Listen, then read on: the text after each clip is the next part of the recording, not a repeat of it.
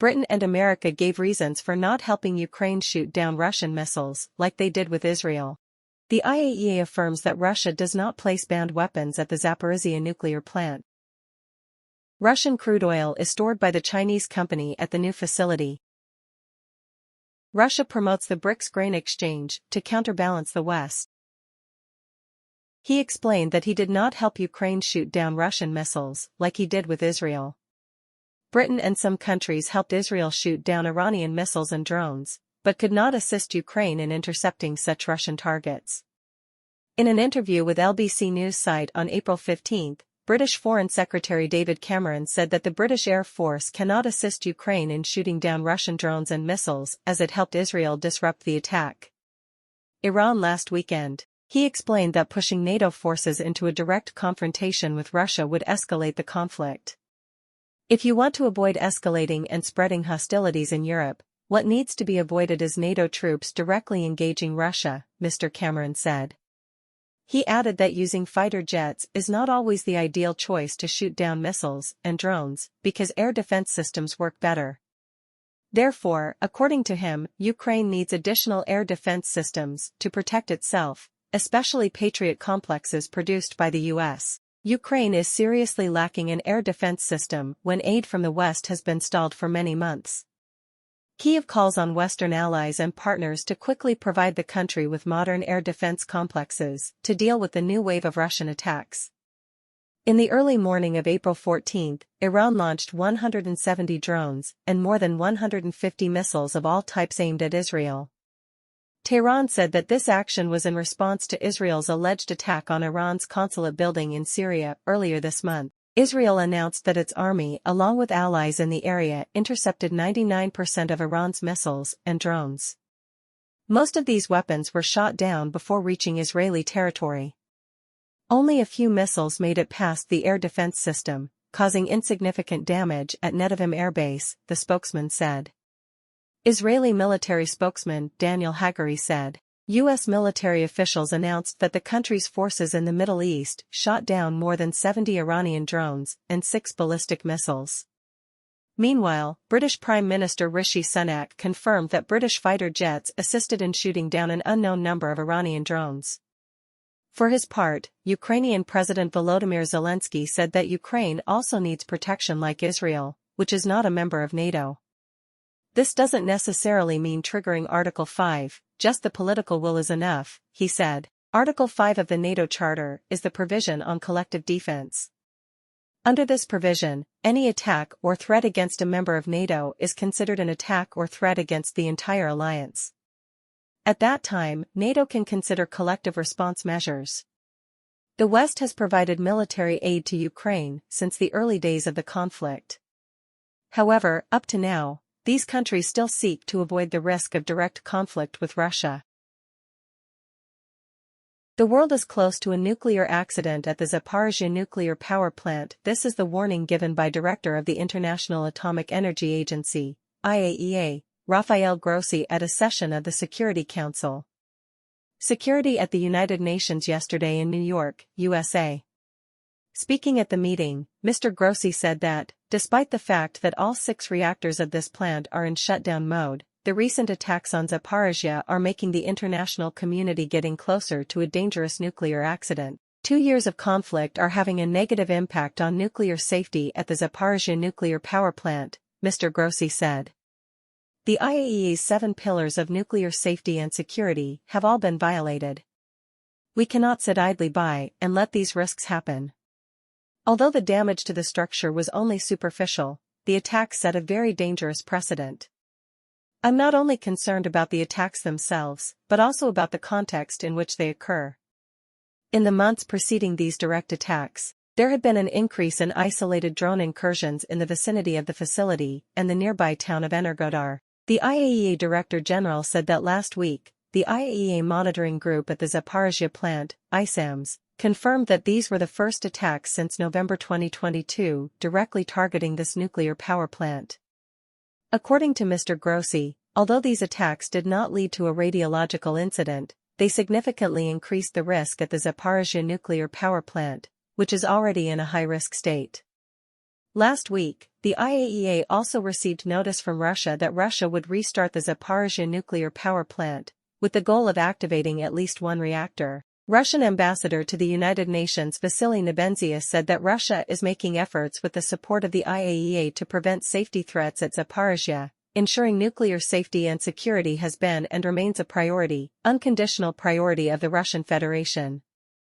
Our efforts, with the support of the IAEA leadership, are making every effort to prevent safety and security threats in Zaporizhzhia. Russia has never placed heavy weapons in Zaporizhzhia, and we have never attacked it from our territory. The IAEA experts in Zaporizhzhia were invited there by Russia, and they know all this well. China National Offshore Oil Company, CNOOC, one of the leading importers of Russian oil in China, has pumped ESPO oil originating from the Russian Far East into a new offshore storage facility. Into operation. This is the first time Russian ESPO crude oil being stored at CNOOC's new reserve facility has been reported, Reuters said. The storage, estimated at more than 10 million barrels by tanker tracking firm Vortexa Analytics, helped lift China's seaborne imports of Russia's top export to a record high in March. Although this amount of storage is not equal to China's crude oil consumption in a day, it has strengthened Russia's position as China's top oil supplier.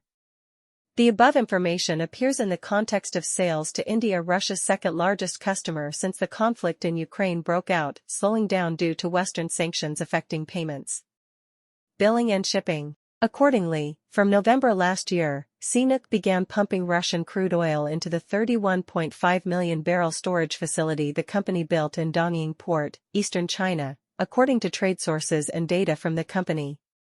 Vortexa.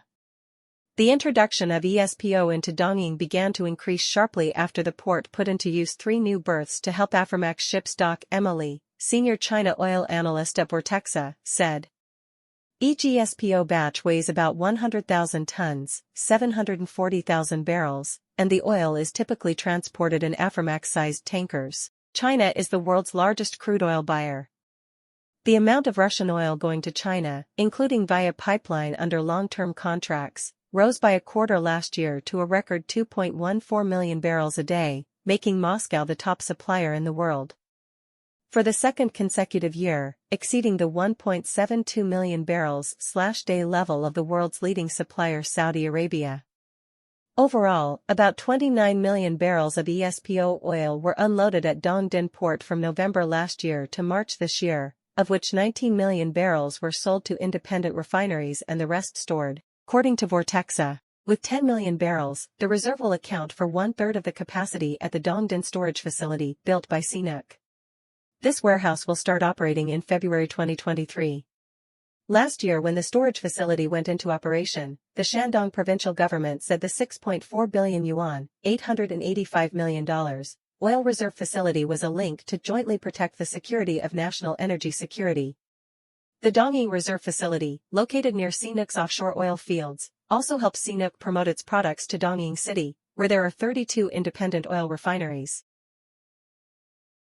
Russia is promoting the BRICS grain exchange, reinforcing Russia's importance as a key supplier. Sputnik reported that BRICS is strengthening its position on many fronts at the same time.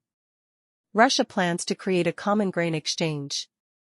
This will reinforce Moscow's importance as a key supplier and strengthen the food security of the international community. In addition, the BRICS grain floor also changes international trade and counterbalances Western producers. The Russian Federation of Grain Exporters said the infrastructure of the world grain market has been in place since World War II, when the main supplier of wheat and corn was the United States. Therefore, the market standard is applied according to quotes from the Chicago Grain Exchange, CME, which mainly uses USD as the settlement currency.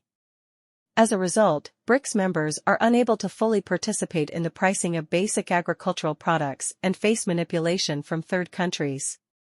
Meanwhile, the largest grain-producing and consuming countries all belong to BRICS. Russia alone accounts for 20 to 25% of global grain trade. According to estimates by the Union of Russian Grain Exporters, the 5 former BRICS countries, Brazil, Russia, India, China, South Africa, account for 40% of the world grain market, with a total production of 1.17 billion tons, consuming 1.1 billion tons. In January this year, Egypt, Ethiopia, Iran, Saudi Arabia, and the United Arab Emirates joined BRICS, increasing the group's total grain production to 1.23 billion tons, consumption of 1.22 billion tons. Russian exporters emphasized that the BRICS grain exchange will bring together leading buyers and suppliers in the world. This initiative is supported by Russian President Vladimir Putin. Economists say that the current order needs to be changed, both for Russia's benefit and to take into account the grain potential of the entire BRICS. Associate Professor Kazimierz Belkorow at the Institute of World Economics and Business of RUDN University said that the new exchange will bring competition and develop a reasonable pricing mechanism on the world market.